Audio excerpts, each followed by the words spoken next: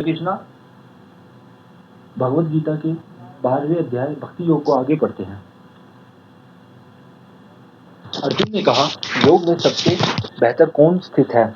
जो सदैव आपकी उपासना करते हैं या जो आपके अव्यक्तिक अविनाशी रूप में स्थित रहते हैं?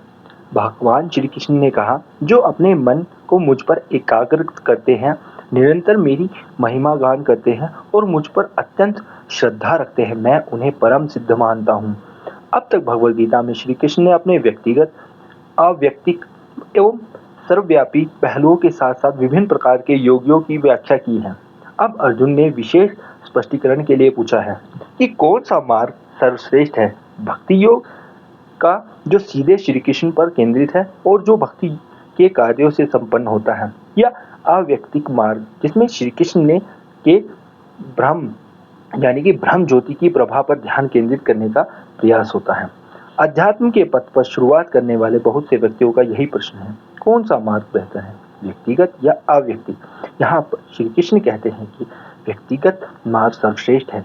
भक्ति योगी जिसका ध्यान श्री कृष्ण के सुंदर रूप पर केंद्रित है एवं जो पूरी श्रद्धा तथा दृढ़ संकल्प के साथ उनकी महिमा गान करता है, वही योगियों में सर्वश्रेष्ठ है। आत्म साक्षात्कार के व्यक्तिगत मार्ग पर चलने वाले भक्ति योगी को वैष्णव कहा जाता है। अव्यक्तिक मार्ग पर चलने वाले योगी 3 प्रकार के होते हैं, ब्रह्मवादी यानी वेदांतवादी, शून्यवादी यानी बौद्ध और मायावादी आदि शंकराचार्य के अनुयायी। ब्रह्मवादी वे हैं जो स्वयं आत्मा को श्री कृष्ण के शारीरिक आभा यानी ब्रह्म ज्योति में विलीन हो जाना चाहते हैं। शून्यवादी सब कुछ मिटाकर शून्य में प्रवेश करना चाहते हैं और मायावादी स्वयं ही भगवान बनने का प्रयास करते हैं।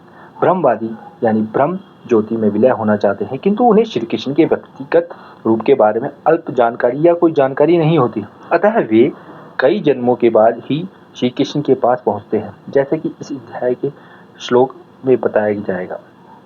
आत्म साक्षात्कार के इतिहास में ब्रह्म के साक्षात्कार में असफल हुए योगी एवं ब्रह्मवादियों के बहुत से उदाहरण हैं। यहाँ तक कि 4 कुमार, वशिष्ठ मुनि, शुकदेव गोस्वामी और अन्य जैसों के भी विवरण हैं, जिन्होंने ब्रह्म की प्राप्ति के पश्चात भक्ति योग के उच्च आनंद के लिए अपनी प्राप्ति का त्याग कर दिया। शून्य के साधकों को कभी सफलता नहीं मिलती, क्योंकि शून्य का अस्तित्व ही नहीं है, कहीं कोई शून्य नहीं है, श्री कृष्ण के बाहर या परे कुछ भी नहीं है, और इसलिए शून्यवादियों को जीवन के अंत में बहुत निराशा होती है।